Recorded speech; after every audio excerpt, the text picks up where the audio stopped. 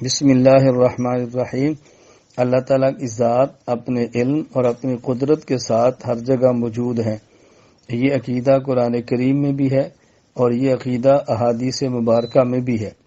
یہ عقیدہ عقل اور نقل کے مطابق ہے۔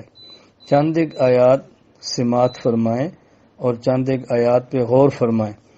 نمبر 1 سورۃ البقرہ آیت نمبر 115، وَلِلَّهِ الْمَشْرِقُ وَالْمَغْرِبُ فَأَيْنَمَا تُوَلُّوا فَثَمَّ وَجْهُ اللَّهِ۔ مشرق بھی اللہ کا، مغرب بھی اللہ کا، تم جس طرف رخ کرو وہاں اللہ کی ذات موجود ہے۔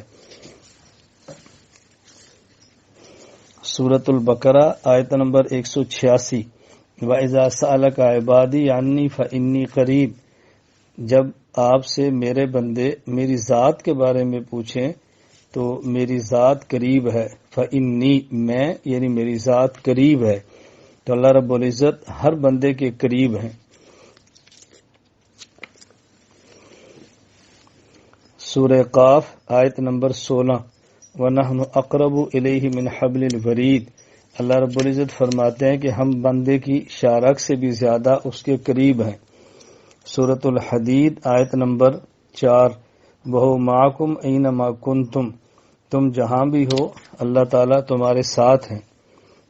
سورۃ المجادلہ آیت نمبر 7، ما یکون من نجوى ثلاثۃ الا هو رابعهم۔ تم 3 ہو تو چوتھا اللہ ہے۔ ولا خمسۃ الا هو سادسهم۔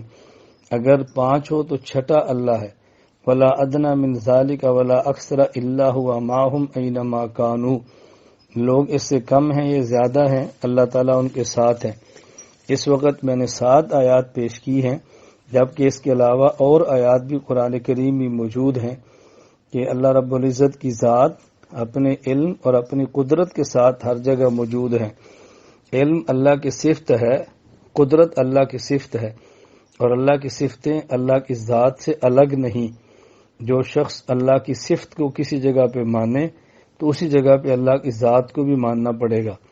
اللہ رب العزت کی ذات بھی ہر جگہ ہے، اللہ کی صفت علم اور صفت قدرت بھی ہر جگہ ہے۔